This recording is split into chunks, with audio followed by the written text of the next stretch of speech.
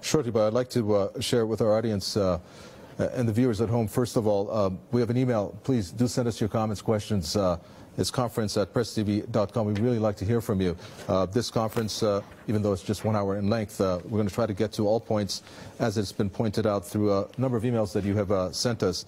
And I'd like to go to you, Kevin Barrett, and ask you, one of the emails that was discussed is much of the media seems like they're promoting Islam through DAESH. And again, this is based on some of the responses and questions that have been raised from the viewers in terms of how they wrote it in.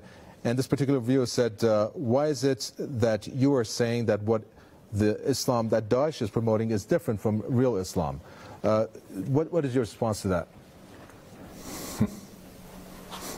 Well, I think the Supreme Leader said it beautifully when he said, don't allow them, meaning the Western promoters of Islamophobia, to introduce their own recruited terrorists as representatives of Islam. And he was talking about not only Daesh and Al-Qaeda and some of these extremist Wahhabi tendencies that have been used by the West in their imperial adventures, but also, I believe, of the false flag terror attacks that have been plaguing the world.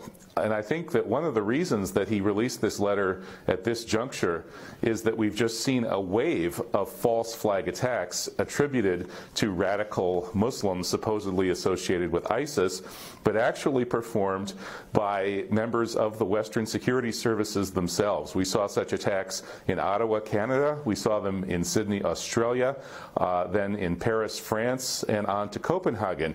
That was, of course, the Copenhagen attack came after the letter was released. The letter was released in response to the Charlie Hebdo attack in Paris. In all of those cases, it appears that patsies, that is, Muslim either extremists or informants, were recruited by the intelligence services, which then carried out the acts in order to blame Islam. And this has been going on since 9/11, which was the public relations event that launched the war on Islam. But in order to keep this clash of civilizations going and keep Islam as the next civilizational enemy, as the Supreme Leader said in his letter, that this has been the plan ever since the communist enemy disappeared at the end of the Cold War with the collapse of the Soviet Union, they have to keep creating the impression that there is a threat from radical Islam.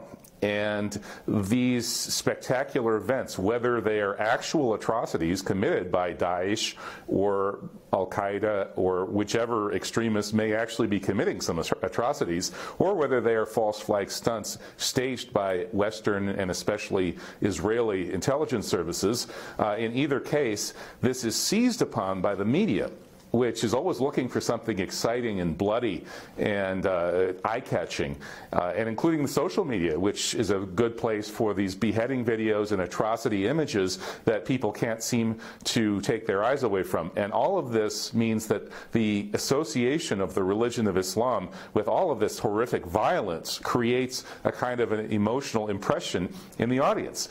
And that's precisely the kind of brainwashing process that the Supreme Leader's letter was meant to counter. And I'll tell you, this is long overdue. Every Muslim leader, every Muslim political leader in particular, should have been saying exactly this over the past 15 years since 9/11. It's been absolutely clear what the plan was.